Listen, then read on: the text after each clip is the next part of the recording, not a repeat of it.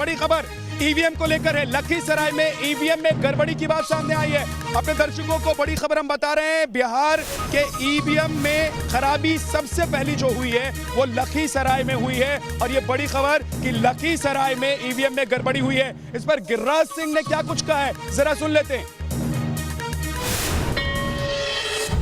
क्या कारण है आप देख करके चले और फिर यहाँ शुरू नहीं हुआ कि खराब हो गया। इससे मतदाता भाइयों को दिक्कत होती है, हमें भी दिक्कत हो रही है।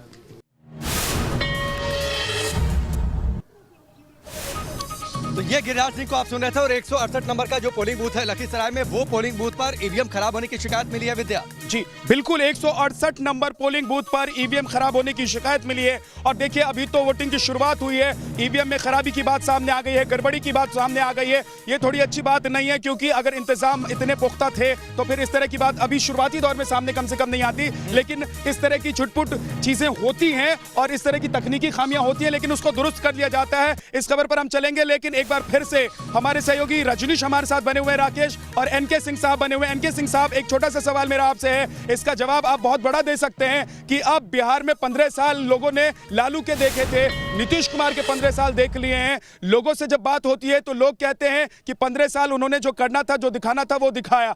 अब ऐसा लग रहा है कि बिहार क्या बदलाव के मूड में है। अब ऐसा लग रहा है कि नीतीश के बाद अगला कौन?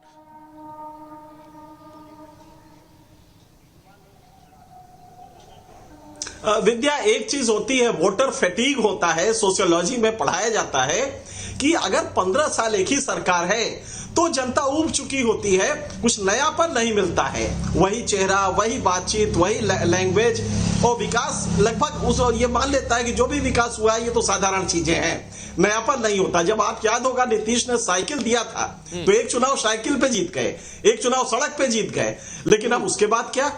और ये बात सही है कि आज भी अगर 15 साल बाद आपको सिंचाई, हर खेत में पानी के लिए वादा करना पड़ता है तो जाहिर है कि वोटर फैटीग होगा।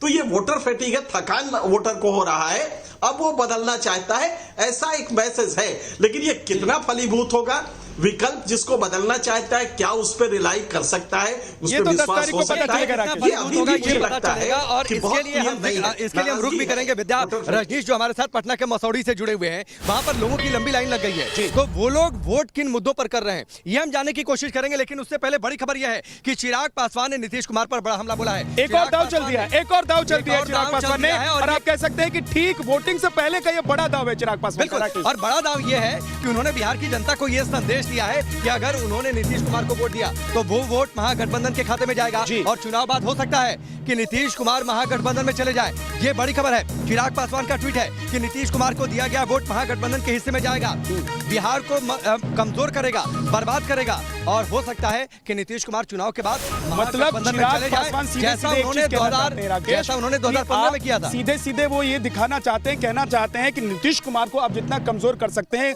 कीजिए। ये जनता से वो कह रहे हैं, लेकिन उनको पता है कि नीतीश कुमार जितना कमजोर होंगे वो उतनी बिहार की राजनीति में मजबूत होते चले जाएंगे। रजनीश के पास चलते हैं। रजनीश हमारे सहयोगी हमारे साथ विद्या, उससे पहले विद्या एक ब्रेक ले लेते हैं। ठीक है, हम रजनीश का रुख करेंगे और उनसे ये जानेंगे कि लोगों से थोड़ा बातचीत वो करें, लोगों से थोड़ा बातचीत करें कि उनके लिए मुद्दे अहम हैं, कौन से मुद्दे अहम हैं, क्या इस बार नौकरी पर वोट पड़ेगा, क्या इस बार पलायन के मुद्दे पर वोट पड़ रहा है, क्या इस बार इंडस्ट्री और साथ ही नौकरी की बातचीत आती है, 10 लाख वर्सेस 19 लाख, इसकी भी चर्चा होगी। वक्त ब्रेक।